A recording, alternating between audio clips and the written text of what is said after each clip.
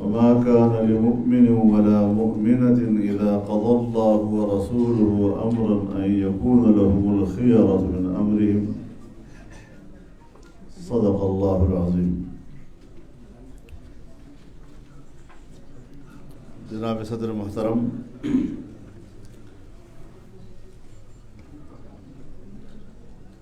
دانشوران قوم، میں خصوصی طور پر جناب شیخ زکریا صاحب کا اور جناب عبدالحمید ڈوگر صاحب کا شکریہ ادا کروں گا کہ ان کی محنتوں سے آج ہمیں لاہور میں وکلاء برادری کے ساتھ اور قوم کے دانشوروں کے ساتھ اس مجلس میں بیٹھنے کا شرف نصیب ہوا ہے. میں آپ تمام حضرات کا بھی شکر گزار ہوں کہ آپ نے اس مجلس کو اہمیت دی، آپ تشریف لائے اور آپ نے ہماری حوصلہ افزائی کی. انشاءاللہ العزیز ہمارا یہ سفر آگے بڑھے گا اور اللہ کی مدد و نصرت سے اپنی منزل کو پائے گا.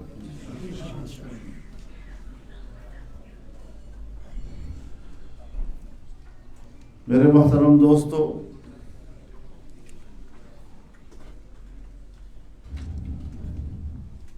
ضرورت اس امر کی ہے کہ ہم ریاست کی اہمیت کو سمجھیں،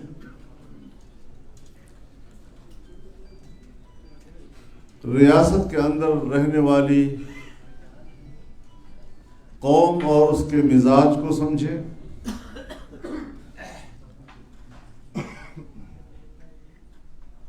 اور ہمارے ملک کا آئین جسے ملک کا متفقہ آئین کہا جاتا ہے، یہ ہمارے درمیان ایک ملی میثاق کی حیثیت رکھتا ہے.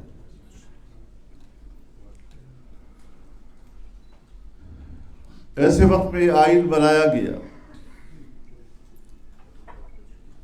کہ ملک ٹوٹ چکا تھا.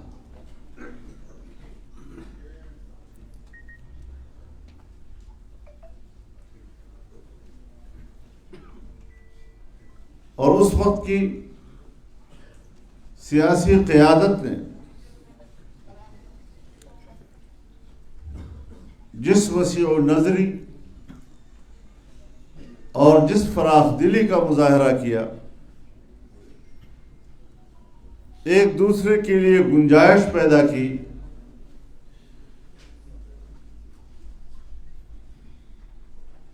آپ جانتے ہیں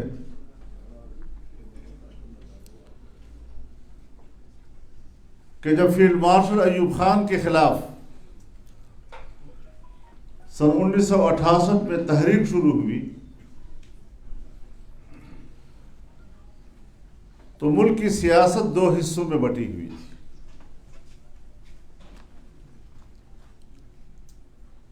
ایک طرف ڈیموکریٹک ایکشن کونسل تھا جس میں پاکستان کی تمام جماعتیں شریک تھیں، یہاں تک کہ عوامی لیگ کے شیخ مجیب الرحمان صاحب بھی اسی کا حصہ تھے.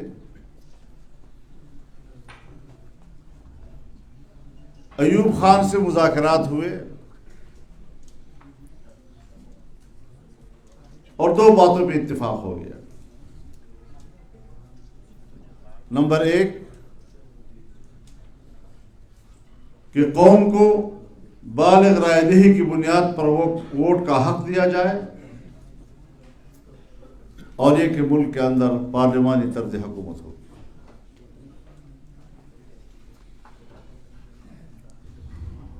ذوالفقار علی بھٹو صاحب جو پاکستان پیپلز پارٹی کے بانی تھے، ان کا نعرہ تھا کہ صدارتی طرز حکومت ہونی چاہیے.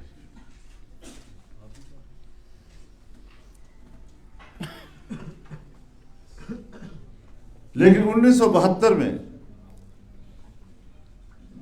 جب عبوری آئین دیا گیا تو ایک مخلوط قسم کا نظام تھا. وفاق میں صدارتی طرز حکومت اور صوبوں میں پارلیمانی طرز حکومت تھی.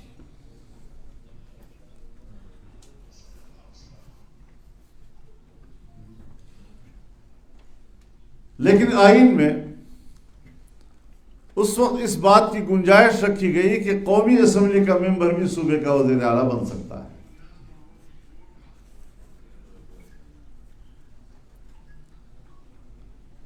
لیکن جس وقت 1973 میں مستقل آئین بنا تو جناب ذوالفقار علی بھٹو بھی پارلیمانی طرز حکومت پہ آمادہ ہوئے. اپنا موقف انہوں نے چھوڑ دیا.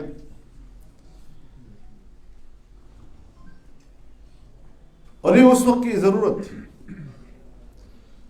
مسئلہ یہ نہیں تھا کہ ان کے پاس 2/3 اکثریت ہے.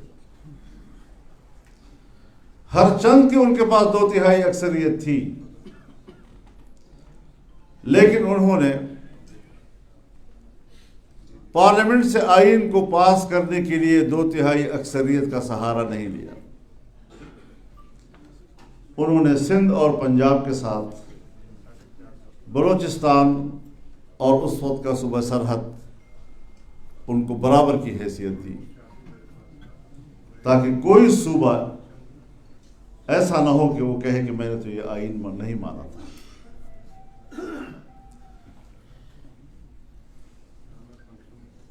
پارلیمنٹ کے اندر سب لوگ ہوتے ہیں.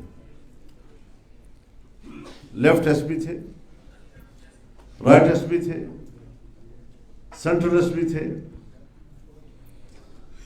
اور آئین سب کے لیے قابل قبول، کیونکہ تمام کے نظریات و خواہشات کو آئین میں گنجائش دی گئی.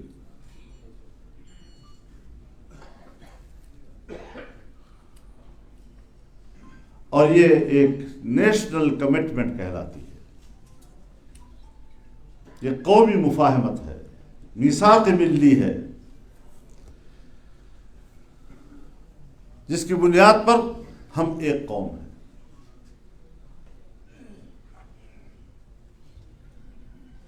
اگر آئین بیچ میں نہیں ہے تو کوئی صوبہ اور کوئی قومیت پابند نہیں کہ پھر اس کی پاکستان کے ساتھ کمٹمنٹ رہے. اس لیے آئین کی اہمیت کو سمجھنا چاہیے.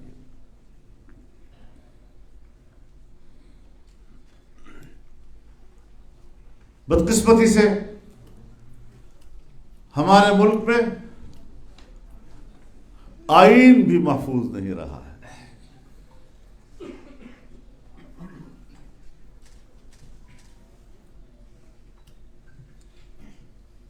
سن 1977 میں اس وقت بھی تحریک چلی، پاکستان قومی اتحاد، پاکستان نیشنل الائنس PNA کی تحریک تھی. میرے والد قبلہ گاہ اس کی قیادت کر رہے تھے. ہم اس وقت طالب علم تھے. ابھی تو دھاندلی کے خلاف یہ میرا آج کا نظریہ نہیں ہے. میں جب ابھی چھوٹا تھا، تحصیل علم کے مرحلے سے گزر رہا تھا، اور اس وقت دھاندلی کے خلاف مفتی صاحب نے تحریک چلائی، تو ہماری گٹی میں ہے کہ ہم دھاندلی کا الیکشن تسلیم نہیں کیا کرتے.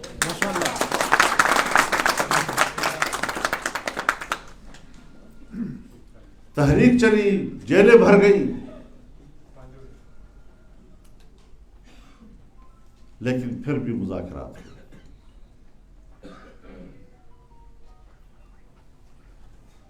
اور مذاکرات بھی ایسے کے مطالبات PNA نے پیش کیے اور 32 مطالبات پیش کیے،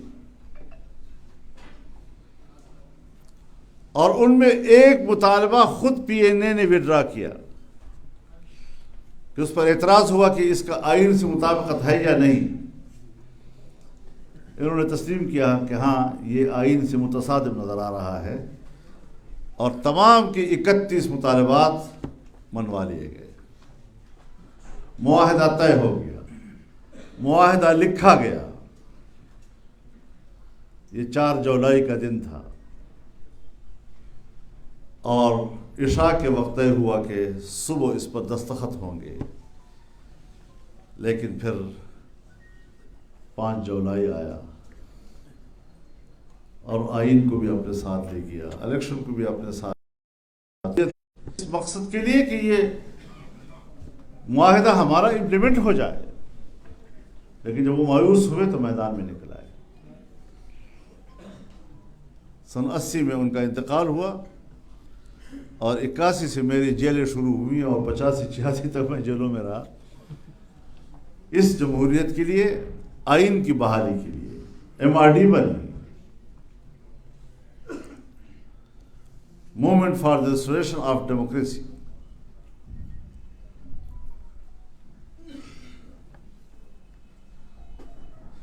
تو بات بنیادی یہ ہے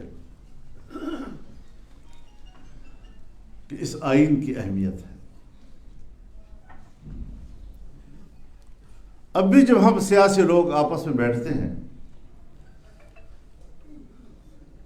تو میں ان قائدین کی خدمت میں ایک سوال کرتا ہوں ان سے کہ ہم نے جمہوریت کے لیے بہت قربانیاں دی، آمریت کے خلاف ہم لڑے، لڑائیاں تو ایوب خان کے زمانے سے تھی، لیکن براہ راست جو اس میں میری ذاتی شمولیت ہے وہ سن 81 سے ہے۔ آپ حضرات بھی اس وقت سے جمہوریت کی جنگ لڑ رہے ہیں۔ آج ذرا بتائیں تو صحیح مجھے کہ اس وقت ہم جہاں کھڑے ہیں وہاں جمہوریت طاقتور ہے یا آمرانہ فکر طاقتور ہے؟ تو کیوں؟ صرف آمروں سے شکایت ہونی چاہیے؟ ہمارے اندر کیا کمزوریاں ہیں اس کو بھی تو ہمیں تو سوچنا چاہیے کہ ہم کیوں کمزوری دکھا رہے ہیں۔ آج بھی میں یہی سوال کر رہا ہوں پاکستان مسلم لیگ سے بھی اور پاکستان پیپلز پارٹی سے بھی، کہ جو آپ کا مینڈیٹ 2018 میں تھا تقریباً کچھ اوپر نیچے آج بھی وہی ہے۔ آپ کی اسی مینڈیٹ کے ساتھ اس وقت کا الیکشن کیوں دھاندلی تھا اور آج کا الیکشن کیوں دھاندلی نہیں ہے؟ اور یہی سوال میں تحریک انصاف سے بھی کرتا ہوں کہ آپ کا بھی تقریباً وہی مینڈیٹ ہے، کچھ اوپر نیچے، اس وقت دھاندلی کیوں نہیں تھی اور آج دھاندلی کیوں ہے؟ جمعیت علماء اپنے اصول پہ کھڑی ہے، اس وقت بھی دھاندلی ہوئی تھی، آج بھی دھاندلی ہے، اس سے بدتر دھاندلی ہے، نہ اس وقت تسلیم کیا تھا نہ آج تسلیم کرنے کو تیار۔ مولانا فضل الرحمان قدم بڑھو ہم تمہارے ساتھ ہیں، مولانا فضل الرحمان قدم بڑھو ہم تمہارے ساتھ ہیں، مولانا فضل الرحمان قدم بڑھو ہم تمہارے ساتھ ہیں۔ ذاتی دشمنی کوئی نہیں ہوتی، اصول کا معاملہ ہوتا ہے، اور ہم اختلاف کے باوجود سیاسی رہنماؤں کا احترام کرتے ہیں۔ اگر معاشرے میں 5 آدمی کسی کی عزت کرتے ہوں تو میرا اور آپ کو بھی فرض ہوتا ہے کہ اس کو عزت کے ساتھ ملیں، اس کو عزت کے ساتھ سلام کریں۔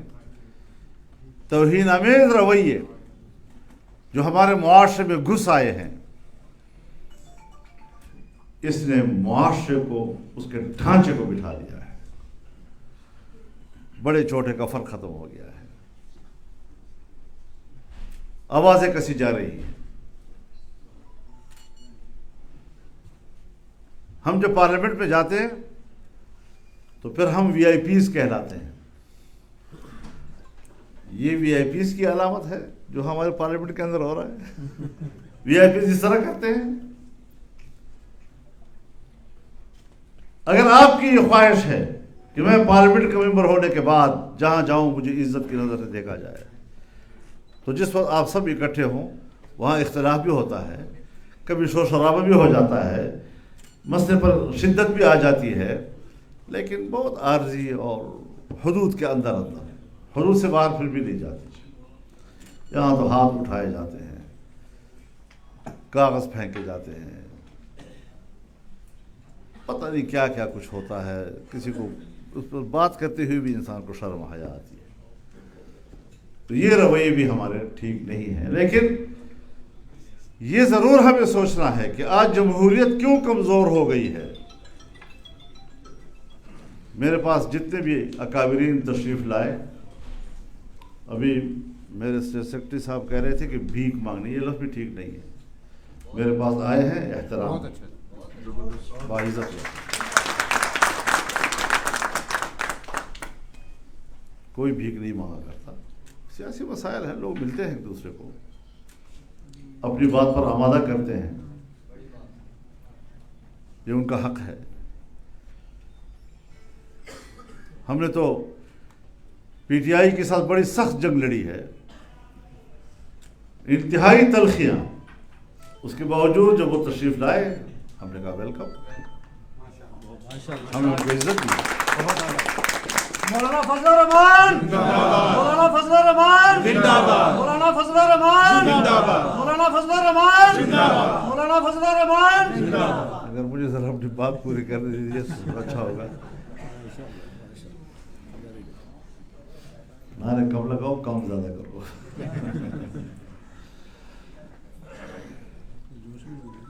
تو اس اعتبار سے ہمارا اپنا ایک سیاسی کلچر ہے،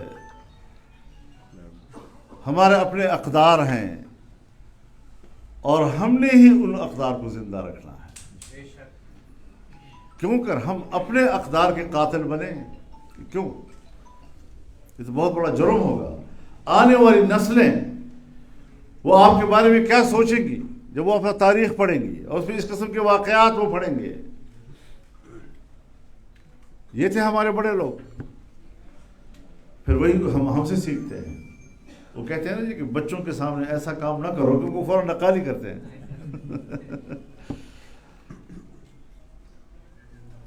تو اس اعتبار سے یہ آئین ہے اور آئین کی بالادستی ہونی چاہیے.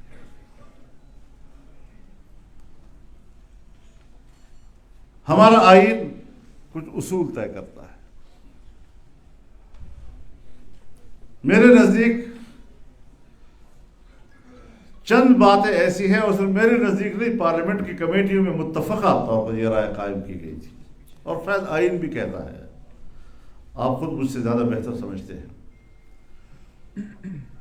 کہ ایک آئین کا بنیادی ڈھانچہ ہوتا ہے. آئین کے اساسی ستون ہوتے ہیں. اگر کوئی ستون گرتا ہے تو آئین گرتا ہے. سب سے پہلی بات یہ کہ اسلام کا ہمارا آئین کا اولین ستون وہ اسلام ہے.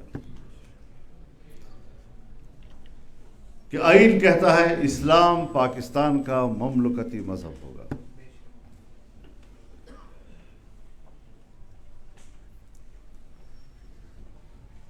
یعنی یہ ایک سیکولر اسٹیٹ نہیں ہے، یہ ایک مذہبی اسٹیٹ ہے، اور پھر اس کا مذہب اسلام ہے. یہ میں نہیں کہہ رہا ہوں، یہ آئین کہتا ہے. دوسری چیز کہ یہ ملک جمہوری ہے. جمہوریت اس کی دوسری اساس ہے. یعنی یہاں پر آمریت کی کوئی گنجائش نہیں، مارشل لا کی کوئی گنجائش نہیں ہے. یہ دوسرا بڑا ستون ہے. اور تیسرا ستون پارلیمانی طرز حکومت ہے. یعنی یہاں پر نہ صدارتی طرز حکومت کے لیے گنجائش رکھی گئی ہے، نہ مارشل لا کے لیے کوئی گنجائش ہے۔ یہاں پر اگر مملکت کا نظام چلے گا تو پارلیمان کی وساطت سے چلے گا، اور parliament will be the supreme.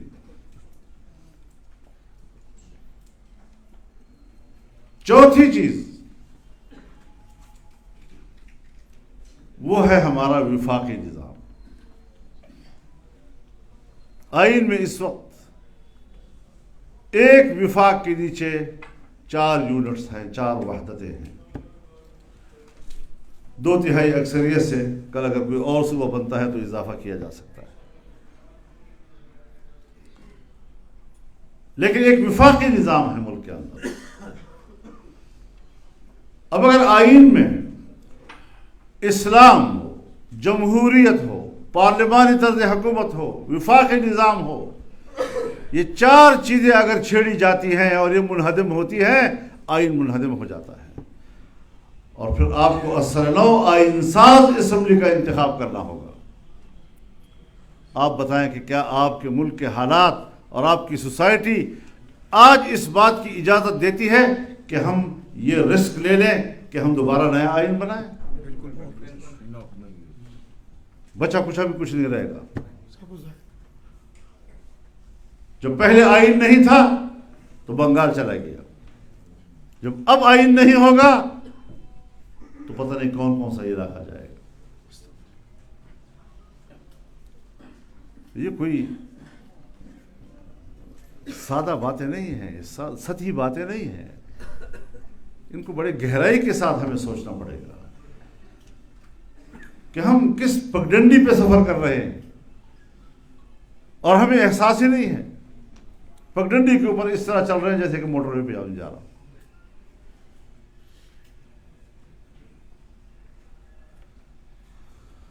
یہی ہمارا آج اختلاف رائے ہے کہ فیصلے عوام نے کرنے ہیں، یعنی انتخاب عوام نے کرنا ہے، یا ہماری اسٹیبلشمنٹ نے کرنا ہے۔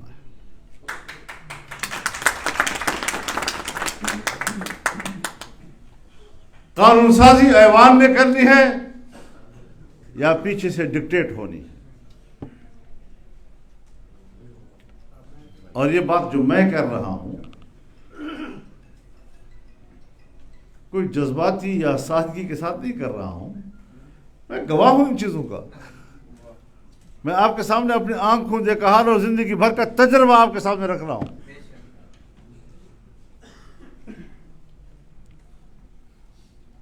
ہم تو بڑے گزارے والے لوگ ہیں۔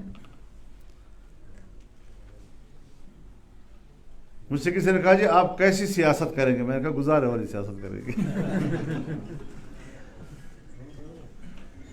میں شدت والی سیاست کا قائل نہیں ہوں۔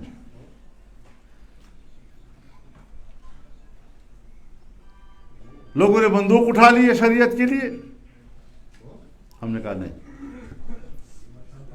ہمارا ملک اسلامی ملک ہے، اس کے عقیدے کا تعین میرا آئین کرتا ہے، اس پر عمل نہیں ہو رہا تو عمل کرنے کے لیے جدوجہد ہوتی ہے، سیاسی جدوجہد ہوتی ہے۔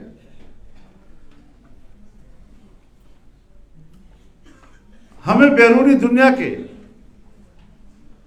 اثر و نفوذ سے نکلنا چاہیے۔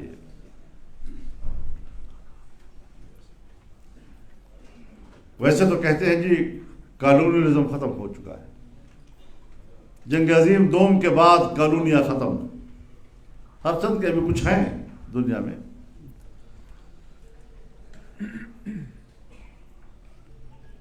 لیکن پسماندہ ممالک ہوں یا ترقی پذیر ممالک ہوں، انہیں براہ راست ان ملکوں میں جا کر اور اقتدار ہاتھ میں لے کر اب کنٹرول نہیں کیا جا رہا۔ 2 ذریعوں سے اس پسماندہ اور ترقی پذیر دنیا کو کنٹرول کیا جاتا ہے، ایک بین الاقوامی ادارے اور ایک بین الاقوامی معاہدات۔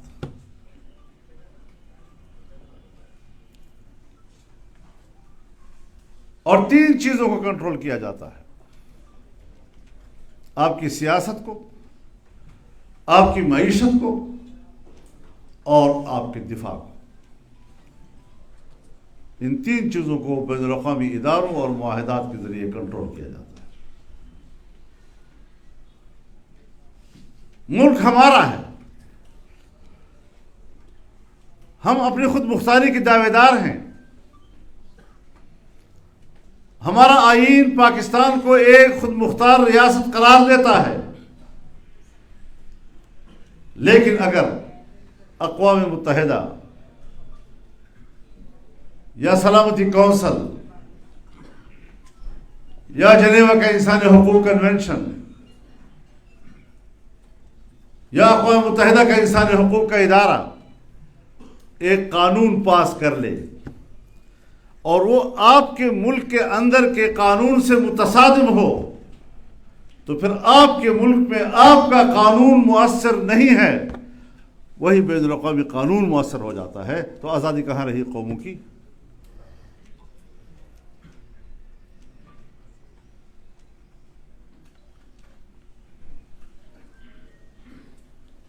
تو ہمیں سوچنا چاہیے کہ ہماری سیاست ان کے کنٹرول میں چلی گئی ہے، معیشت ان کے کنٹرول میں ہے، معیشت ورلڈ بینک کے ہاتھ میں چلی گئی، IMF کے ہاتھ میں چلی گئی، FATF کے ہاتھ میں چلی گئی، بین الاقوامی ادارے آپ کو کنٹرول کر رہے ہیں۔ آپ کا بجٹ پاکستان میں بیٹھ کر وہ بناتے ہیں اور آپ اسمبلی میں پڑھ رہے ہوتے ہیں۔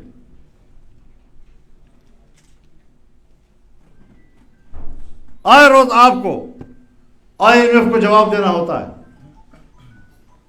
آپ ان کی شرائط پر پورا اتر رہے یا نہیں اتر رہے، آپ کو قرضے کی نئی قسط ملے گی یا نہیں ملے گی، اور اس کی حیثیت ایک کلید کی ہے کہ جب تک وہ ہاں نہیں کرے گا دنیا کا کوئی ملک آپ کو نہ مدد دے سکتا ہے نہ آپ کو قرضہ دے سکتا ہے۔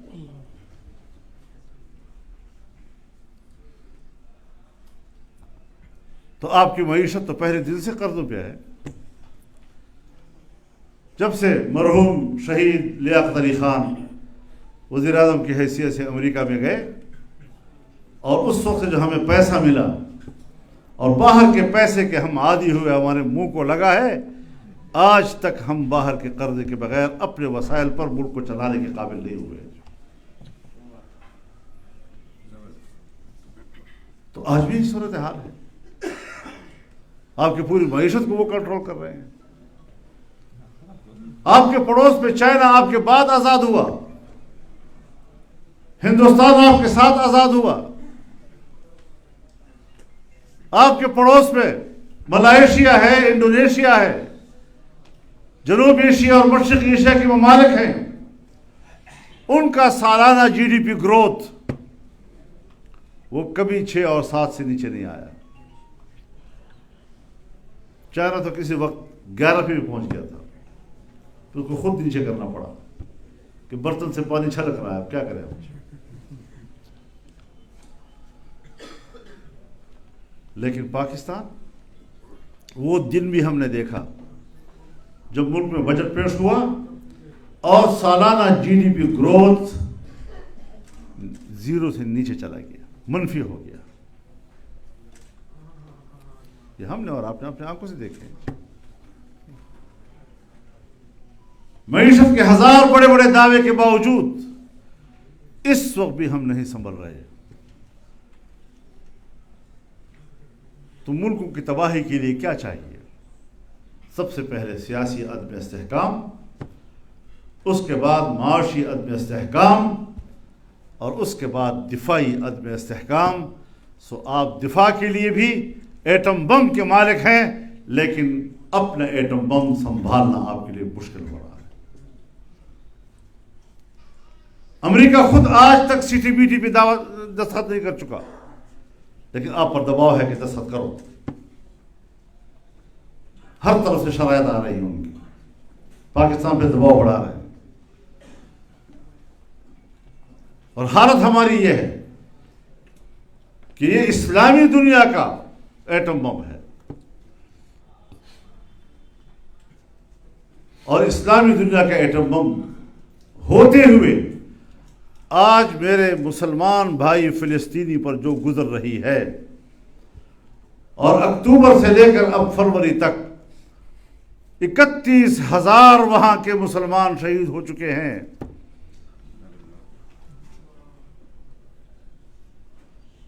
سر چھپانے کی جگہ ختم ہو چکی ہے، بارشیں برس رہی ہے اور مائیں کیچڑ میں بیٹھ کر اپنے سر جھکا کر اپنے بچوں کو سایہ دے رہی ہیں۔ گھاس کھا رہے ہیں بچے،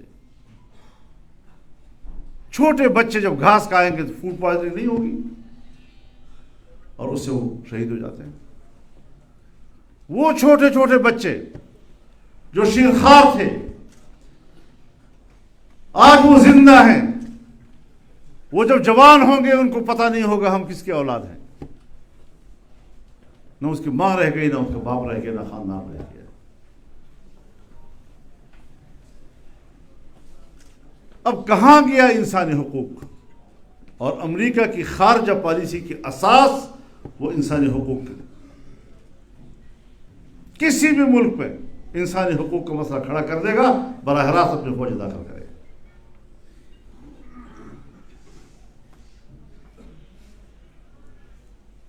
میرے پاس آئے تھے امریکی سفارتخانے سے کچھ لوگ،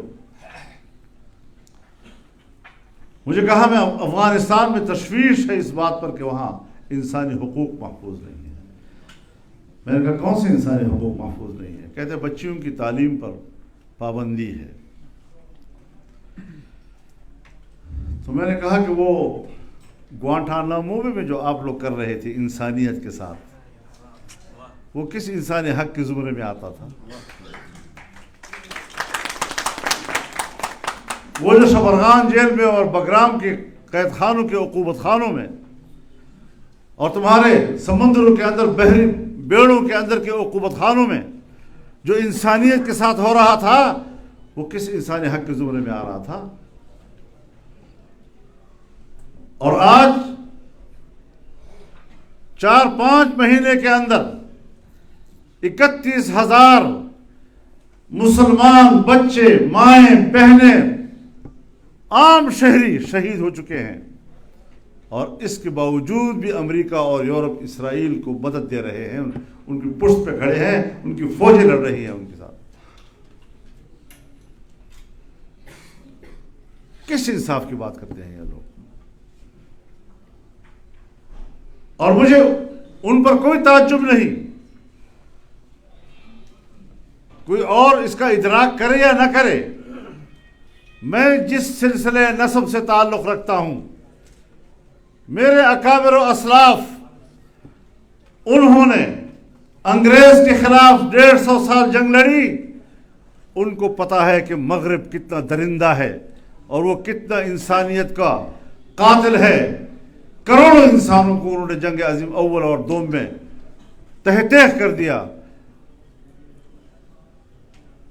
ایٹمی بم انہوں نے گرائے، اور آج وہ انسانی حق کی بات کرتے ہیں، اس ظلم کے پشت پہ کھڑے ہیں، اور ہم سے کہیں گے کہ آپ کے ہاں انسانی حق محفوظ نہیں ہے۔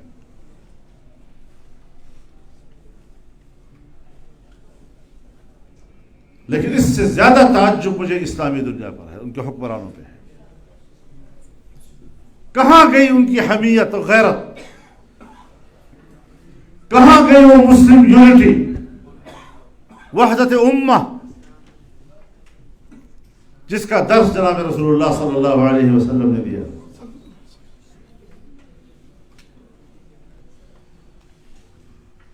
مثل المؤمنین فی توادہم وتعاطفہم وتراحمہم کمثل جسد واحد اذا اشتکى عینہ اشتکى کلہ واذا اشتکى رأسہ اشتکى کلہ۔ ایمان والوں کی مثال ایک دوسرے کے ساتھ ہمدردی کرنے میں، اس پر مہربان ہونے میں، ایک دوسرے کے ساتھ دوستی کرنے میں ایسی ہے جیسے ایک جسم، اور جسم کے اگر آنکھ میں درد ہے تو پورا جسم بے قرار، سر میں درد ہے تو پورا جسم بے قرار۔ کہاں گئی وہ بے قراری؟ اس کا معنی یہ ہے کہ ایمان کا رشتہ ختم ہو چکا ہے، اور ہم اس وقت وہ لوگ بن گئے ہیں جس کا قرآن کریم ذکر کرتا ہے قالت الاعراب آمنا قل لم تؤمنوا ولكن قولوا اسلمنا ولما يدخل الايمان في قلوبكم. جس طرح دیہاتی لوگ کہتے تھے ہم ایمان لائے، اللہ تعالیٰ نے فرمایا ان کو بتا دو کہ ابھی تمہارے دلوں میں ایمان پختہ نہیں ہے، ابھی تم صرف اتنا کہو کہ ہم اسلام لائے ہیں، تم صرف مسلمان ہو، بس ایمان کے مقام تک نہیں پہنچے تم لوگ. ایمان کا رشتہ ہوتا تو کم از کم اسلامی دنیا کے حکمرانوں میں کچھ تو غیرت ہوتی، کچھ تو حمیت ہوتی. الفاظ کے حد تک تو ہم بھی قراردادیں پاس کر لیتے ہیں، ایک دفعہ نہیں بار بار پاس کر لیتے ہیں. تو میں آج بھی سمجھتا ہوں کہ امت مسلمہ ان کی مدد کو پہنچے، ورنہ کل آپ دیکھیں گے کہ فلسطین نہیں ہے وجود دنیا میں، پوری دنیا جو ہے ان پہ حملہ آور ہو چکی ہے.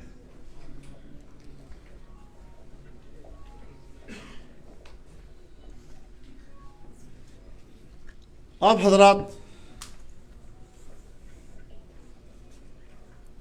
عدالتوں میں جاتے ہیں، مقدمات کی پیروی کرتے ہیں، ججز کی رہنمائی کرتے ہیں قانون کے حوالے سے.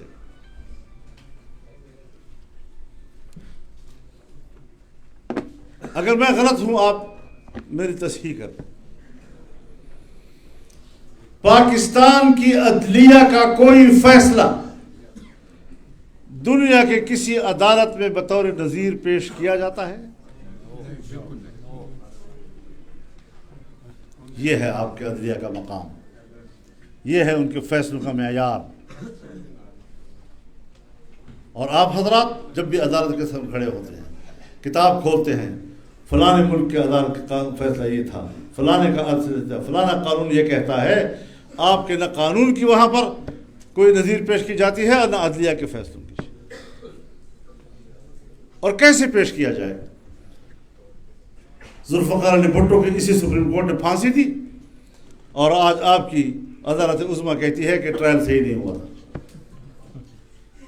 اب بتاؤ، اب نہ اس زمانے کے جج زندہ ہیں اور نہ بھٹو زندہ ہو سکتے قانونی طور پہ زندہ ہو، اور قانونی طور پر وہ زندہ ہے.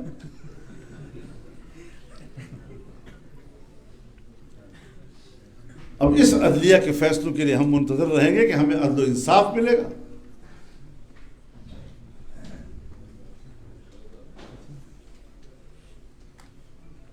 تو عدلیہ جو ہے اس کو بھی ہمیں ذرا تھوڑا سا جھنجھوڑنا ہوگا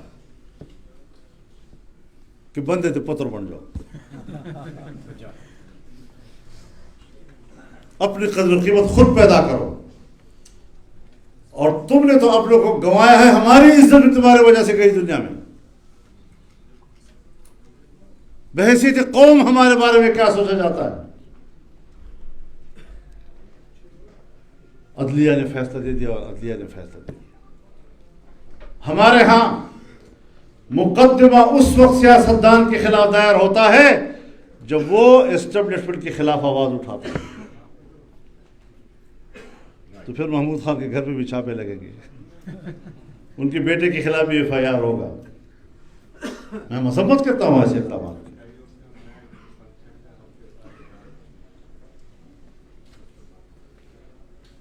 جب کسی کو اقتدار میں لانا ہو تو 100 مقدمات ایک ہفتے میں ختم،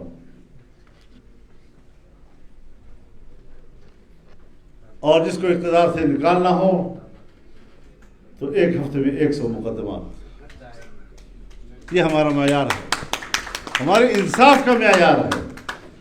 طاقتور قوتیں ذرا سوچیں اس بات پر. میں تو کہتا ہوں ہمارے دل میں فوج کی قدر ہونی چاہیے، یہ ہماری دفاعی قوت ہے. لیکن اگر وہ سیاست میں اترتی ہے، وہ میرے الیکشن کو سپوتاش کرتی ہے، عوام کی رائے کو سپوتاش کرتی ہے، سیاست میں مداخلت کرتی ہے، دفاعی قوت ہونے کے ناطے مجھے حق نہیں پہنچتا کہ میں دفاعی ادارے کے اوپر تنقید کروں، لیکن اگر وہ سیاسی ادارہ بننے کی کوشش کرتا ہے تو کوئی کور کمانڈر کانفرنس کی قرارداد مجھے تنقید سے نہیں روک سکتا۔ پاکستان بچانا ہے، پاکستان کو لانا ہے، پاکستان بچانا ہے، پاکستان کو لانا ہے۔ بات سنو، یہ شرک کے زمرے میں آتا ہے، اللہ ہی بچاتا ہے، کوئی بندہ نہیں بچا سکتا۔ یہ جو آپ کہتے تھے نا کہ نواز شریف صاحب آ رہے ہیں امید پاکستان، اسحاق ڈار صاحب آئیں گے تو ڈالر کی ایسی تیسی پھیر دیں گے، یہ نعرے مت لگاؤ۔ کوئی فضل الرحمان جو ہے نہیں بچا سکتا پاکستان کو، مفتی محمود موجود تھا، نہیں بچا سکا پاکستان کو۔ جب کہا گیا کہ اسمبلی کا اجلاس ملتوی کر دو تو مفتی صاحب چلے گئے اجلاس میں۔ جب کہا گیا جو جائے گا ٹانگیں توڑ دیں گے تو چلے گئے وہ۔ جب کہا گیا ایک طرف کا ٹکٹ لے کر جائے تو مفتی صاحب دو طرف کا ٹکٹ لے کر گئے بھی اور آئے بھی، لیکن اجلاس تو نہیں ہوا۔ تو یہ وہ چیزیں ہیں۔ اب ہماری عدلیہ کو ہم کیا کہیں؟ کس نے آپ کو بتایا ہے کہ آپ بغیر رہنمائی کے آپ ختم نبوت کے کیس کو چھیڑیں؟ جب آپ کو عبور ہی نہیں ہے اس مسئلے کے اوپر، اور آپ نے اپنے مدعی سے مدعی سے کہا کہ آپ کو میں سننا نہیں چاہتا، عدالت سے باہر نکال، سننے کے لیے آپ تیار نہیں ہوئے، پھر کہتے ہیں جی عدالت کا فیصلہ ماننا پڑے گا۔ نہیں مانتے ہم آپ کے فیصلے کو، آپ کے فیصلے کے خلاف ہم میدان میں آئیں گے، اور تو ویسے بھی میں نے کہا ہے کہ فیصلے ایوانوں میں نہیں ہوں گے، میدان میں ہوں گے۔ مولانا صاحب قدم بڑھاؤ، ہم تمہارے ساتھ ہیں، مولانا صاحب قدم بڑھاؤ، ہم تمہارے ساتھ ہیں، مولانا صاحب قدم بڑھاؤ، ہم تمہارے ساتھ ہیں۔ یہ جو آج تم علماء کرام کو ہر طرف مختلف مکاتب فکر کو خط لکھ رہے ہو کہ اس مسئلے ہمارے فیصلے کے اوپر رائے دو، یہ پہلے کرنے سے تو اچھا ہوتا نا۔ اب بارڈر ٹوٹ گیا، ذوالفقار بھٹو پھانسی چڑھ گیا، اب کہتے ہو جو وہ غلط تھا۔ تو یہ چیزیں جو ہیں وہ ملک میں نہیں چل سکتی۔ اب ہم نے ریویو پٹیشن کی ہے اور دوسرے دوستوں نے بھی کی ہے۔ آپ حضرات کا فرض بنتا ہے کہ ختم نبوت کے اس مسئلے پر پورا آپ اس پر مطالعہ بھی کریں، ہم سب آپ کے ساتھ ہیں، اور ٹھیک ٹھاک ہم نے آئین بنوانا ہے۔ آئین امریکہ میں جو شخص آئین کو نہیں مانتا یا ان کے کسی حصے کو نہیں مانتا وہ شہری نہیں کہلاتا۔ میرے ملک کے اندر اگر قادیانی آئین کو نہیں مانتا، اس کے فیصلے کو تسلیم نہیں کرتا، اور پھر آپ جانتے ہیں کہ یک طرفہ فیصلہ تو نہیں ہوا تھا، ان کا لیڈر باقاعدہ آئے روز آتا تھا، بحث مباحثے میں شرکت کرتا تھا، سوال جواب ہوتے تھے، جرا ہوتی تھی، آخر وقت تک بیٹھے رہے اس پہ۔ اگر یہ پارلیمان جو اس وقت ایک جج کی حیثیت میں تبدیل ہو گیا تھا اور اس نے آپ کو سنا اور آپ آئے، آپ نے اس کو جج کمیٹی تسلیم کیا اور آپ نے اس میں حاضری دے کر ذرا بھی 10 دن قادیانیوں کے خلاف اور 3 دن لاہوریوں کے خلاف یہ جرا ہوتی رہی، پھر آپ فیصلہ کیوں قبول نہیں کرو گے؟ اور یہ فیصلہ آپ کے خلاف صرف پارلیمنٹ نے نہیں کیا، مقدمہ بہاولپور کے جج نے بھی کیا ہے۔ یہ فیصلہ جنوب افریقہ کی عدالت نے بھی آپ کے خلاف کیا ہے، مالدیپ نے بھی کیا آپ کے خلاف۔ تو جو ہاں مقدمے لڑے گئے ہیں، عدالتوں میں لڑے گئے ہیں، فورم پہ لڑے گئے ہیں، تم ہر جگہ ہارے ہو، اور مسلمانوں نے ثابت کیا ہے کہ آپ اس عقیدے کے ساتھ مسلمان نہیں رہے۔ اب ان کی کتابیں بھی تقسیم ہوں گی، وہ لوگوں کو تبلیغ دعوت بھی کریں گے، اور قانون میں پابندی ہوگی، اور وہ کبھی کہیں گے کہ جی فلاں زمانے میں تو یہ قانون نہیں تھا۔ تو اس قسم کی چیزیں جو ہیں وہ ملک میں انتشار پھیلاتی ہیں، اور وہ جو ہم کہا کرتے تھے کہ ایجنڈے کے تحت کام ہو رہا ہے کہ قادیانیوں کو دوبارہ مسلمان کی حیثیت پاکستان میں دی جائے، ان کے اثرات نما ہوئے نہیں۔ وہی باتیں جو ہم کہا کرتے تھے۔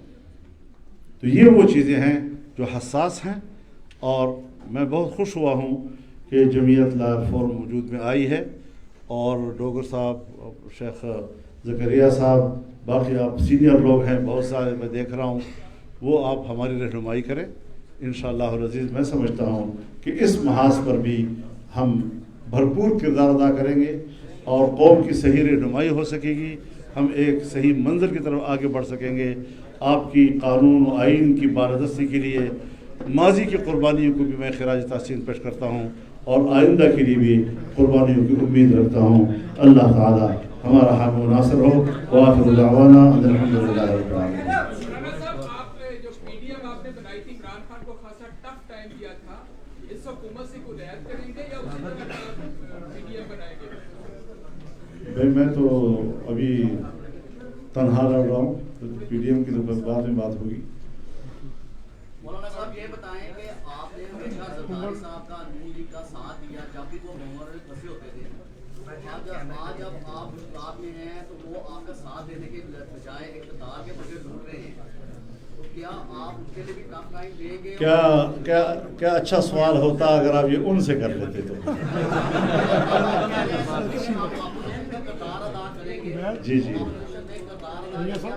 ایک بات بڑی واضح کہہ دینا چاہتا ہوں، میں اس مینڈیٹ کو تسلیم نہیں کر رہا، لیکن مینڈیٹ کو تبدیل کرنے والا مجرم اور ہے، اسی کو نشانہ بنانا، ہمت کرو۔ بہت شکریہ اسٹیج پر